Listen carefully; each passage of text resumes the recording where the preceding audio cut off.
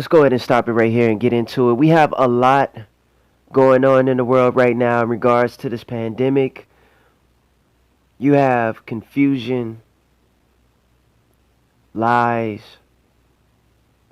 truth. We can't say that this is fake because there are people that are dying from this. At the same time, there's different mandates for different jurisdictions to wear a mask, to not wear a mask. But on a worldwide scale, a mask should be worn during events like this. For this dramatic and worldwide funeral for the entire world to see. You have it to the left where some people are not even wearing masks, and then you have a few that are. They're not social distancing. They're shoulder to shoulder. And then as you look to the right, you have what we call a wannabe social distance. Or maybe the crowd just hasn't arrived yet. But you have people who are dying from this. You have it where in some cities they're charging $1,200 a pop. They're charging like $500 a pop just for those who are not practicing social distance. I had family. I had an aunt that died. Not from the coronavirus, but just of old age. And we could not go to her funeral. Some family had to watch via Zoom or online. And it's messed up. What are they saying to the world? It seems funny, but it's not. Father, we ask you to bless now. We ask you to bless the police officer, Lord, while they here about to give us salutation. We pray you'll bless them.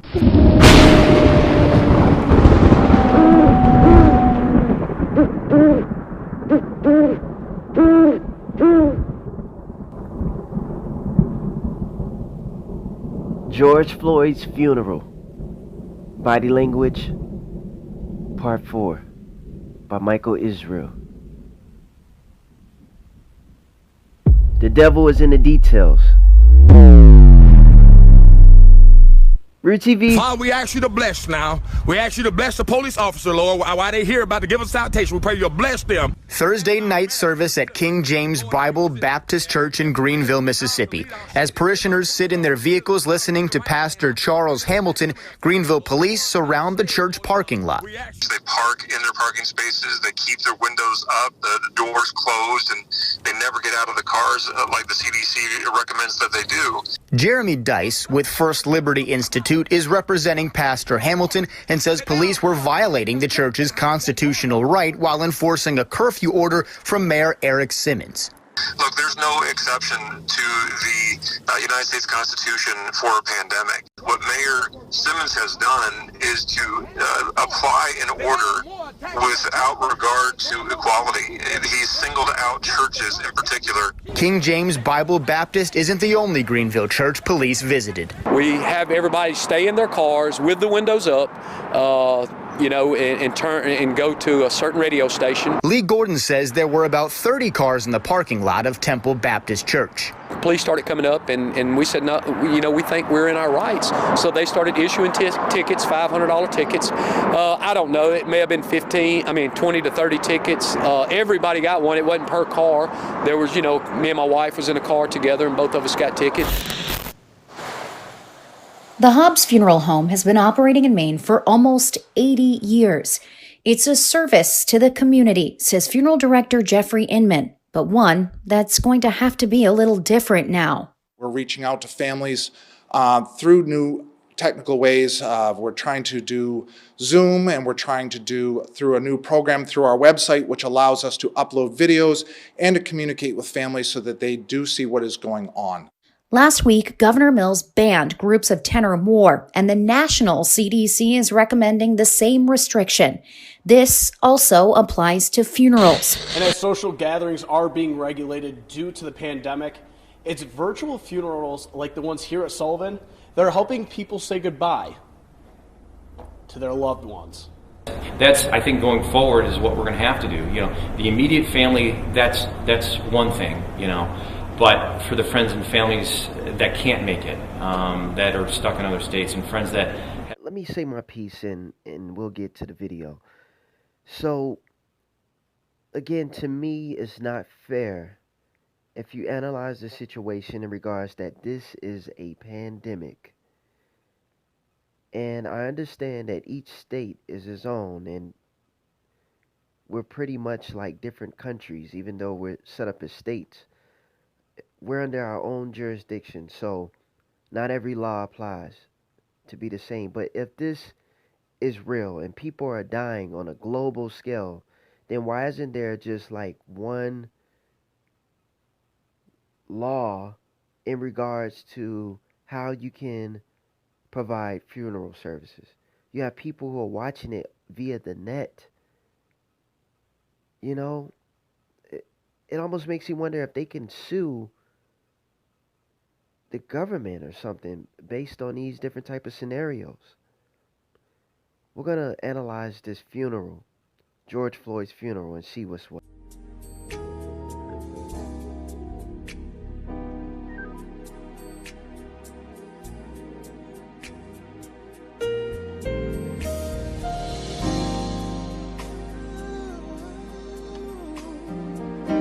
The first thing we're gonna do is zoom in and go left here. So we're gonna start with the front row because a lot of people are not wearing masks during this global pandemic of COVID-19. And this is on live television. So we have it. This guy here, he barely has his mask on. This lady on the corner here, she's clearly not wearing a mask. Neither is she. This guy right here, he is not even wearing the mask right. And I know you see this all the time in public. The child here doesn't even look like she has on a mask. Let alone not only the mask, right, but the shoulder to shoulder. What happened to the 6 feet rule? You know, they set it up in all the grocery stores. So why is there an exception here when you got families looking at funerals via Zoom? I shall wear a crown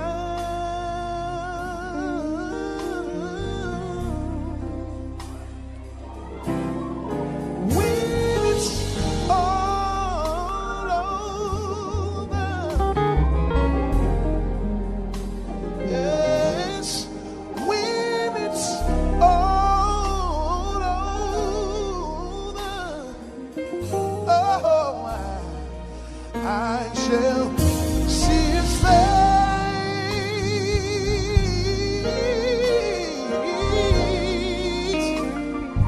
I shall see his face. One day I will. Ah, when it's all over. I can't wait to get there. All right, hold up. Don't get it twisted now. As we see to the right, they're not practicing social distance. When black people show up at a funeral, it's normally packed to the house. So a lot of people probably haven't arrived yet. It wouldn't make sense to social distance on the right when you're not on the left. Now, the men that are marching down the aisle are all Masons. This is a Masonic funeral. We've seen it on Floyd in regards to the tattoos, being killed on 33rd Street, which coincides to 33rd degree Mason. You know, the list goes on from the different types of gematria, which we're not going to get into in this time. This is body language part 4. So as they march down, this is a Masonic ritual, and they are not wearing white because he made it to a good place. I mean, some people have intentions to do this. You know, I wouldn't want nobody wearing all black to my funeral, but this is very Masonic. The women in white are not just wearing white for the sake of it, of being a good thing, but they're doing it as a ritual because of the Eastern Star Order. Older women do it. When they throw on the chains and the little apron and hats, it's more recognizable. And they can even start you off at a younger age. But in regards to the guys in black and white, they're wearing it as a symbology to represent the Masonic floor. They're wearing it as a representation of chess pieces. This is a Masonic ritual. And we'll get a little bit deeper just a moment. Stay tuned. When it's all over, I shall cry. Yes, I will. I shall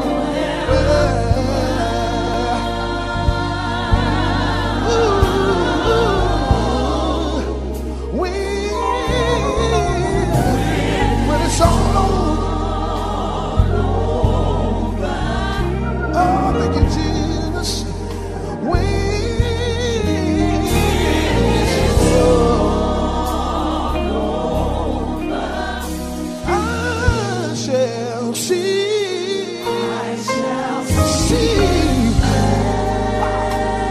One of these days I will.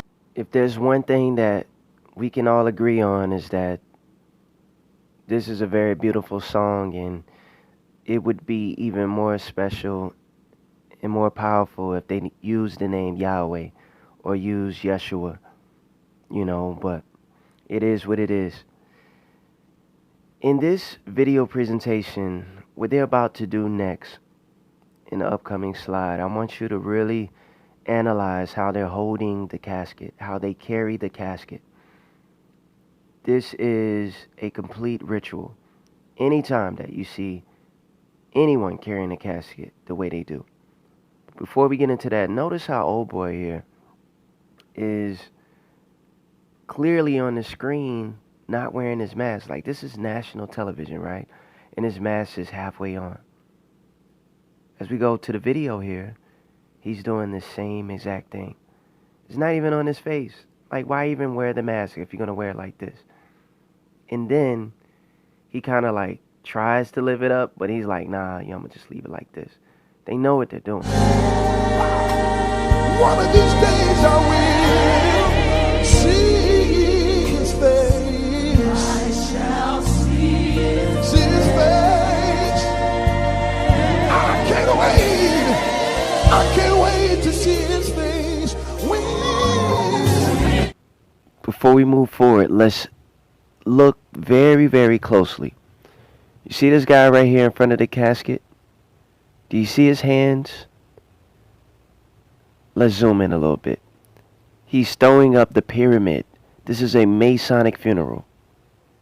Okay? Again, when they put the casket in the air, it is an honorable death in the Masonic world. It has a lot to do with voodoo, believe it or not. If a person is held in the air, according to the order, they have died honorably. But if they're carrying them low, they didn't do so good. Now, notice the facade here. The crowd is going wild. They're holding up their phones like they're at a concert. Everybody's going live so they can have some social currency. We were here at the funeral. Not only that, but look at the choir. The choir is spaced apart, dang near 6 feet apart, if you will. But yet everybody in the audience is just doing what they want to do. Not wearing masks, some wearing masks. Perception is everything, right? But isn't that crazy? You got the choir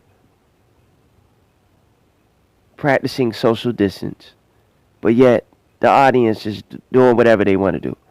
Coronavirus is not active, right? Let's go on.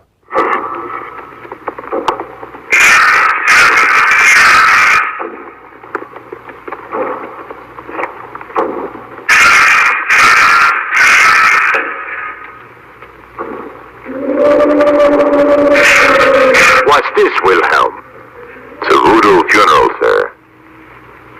Voodoo? I don't understand. What is this voodoo? Oh, it's a native superstition.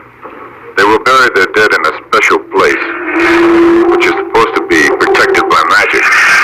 And they'll keep a vigil for 3 days and 3 nights, just to be sure. To be sure of what? Oh, to be sure that the bodies cannot be raised and made to walk at night. One of these days you're gonna come back and give me wings. Oh, Lord.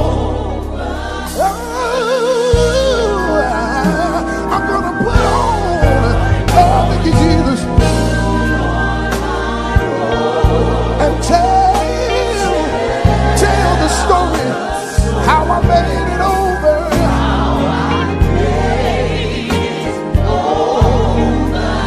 Yes, I will.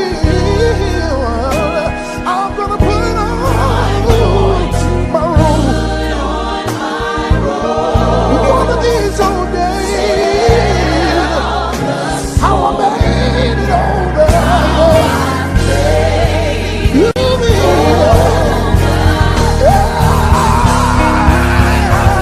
I'm gonna put on.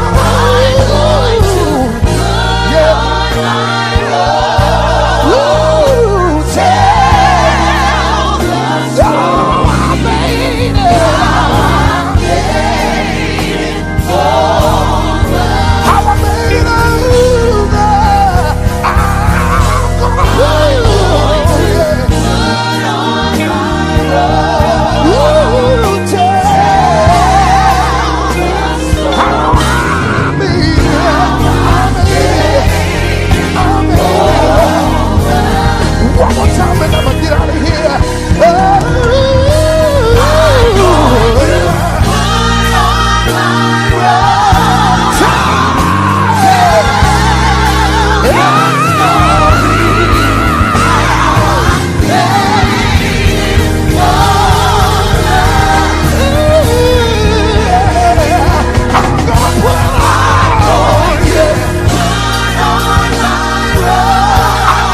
Salvation Army's Harbor Light Center in Minneapolis made their way to 38th in Chicago Sunday night to see the growing memorial for George Floyd for the first time.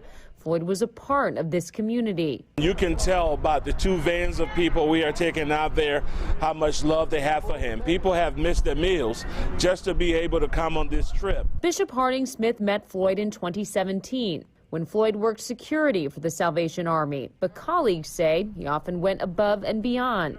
He helped us feed the homeless on these streets, so it means a lot. He stood guard over us as we fed the homeless here on countless occasions. A spokesperson for the Salvation Army of Minnesota says Floyd often walked staff to their cars after their shifts to make sure they got home safely. Floyd would still visit with staff and guests even after he stopped working at the Harbor Light Center. The 6'6", 46-year-old was known as a gentle giant. He felt a sense of giving back to the community by the time that he spent with people who didn't have places to stay. I just saw my homegirl Nikki from South Lawn lost her son, man. Our young generation is clearly lost, man. Clearly lost, man. Like I don't even know what to say no more, man. Like, you youngsters just going around, just busting guns in crowds, kids getting killed, you know, and it's clearly the generation after us, man, that's so lost, man. You know, man, I came into Houston and a nigga told me, yeah, Floyd, that young nigga the truth, man, right there, because he could bust a gun. Man, I knew it was crazy then, a nigga my age saying this here, man, you know what I'm saying, and condoning this shit, bro, you know what I'm saying, and like half them young niggas shooting them guns go home and they knees shaking at night, but they don't show it to nobody because, you know, they ain't tough then. Hey, man, come on home, man. One day it's gonna be you and God. You going up or you going down. You know what I'm saying? That's gonna be. Real TV.